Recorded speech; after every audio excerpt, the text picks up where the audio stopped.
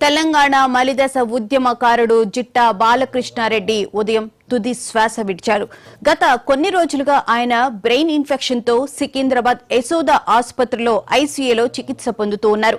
ఇవాళ ఉదయం ఆయన ఆరోగ్యం మరింత విషమించడంతో కాసేపటి క్రితం తుది శ్వాస విడిచారు. ప్రజా సంక్షేమం కోసం నిత్యం పరితపించే నాయకుడు అకస్మాత్తుగా ప్రాణాలు కోల్పోవడం పట్ల ఉమ్మడి నల్గొండ జిల్లా ప్రజలు, ఆయన అనుచరులు, అభిమానులు కన్నీరు మున్నీరవుతున్నారు.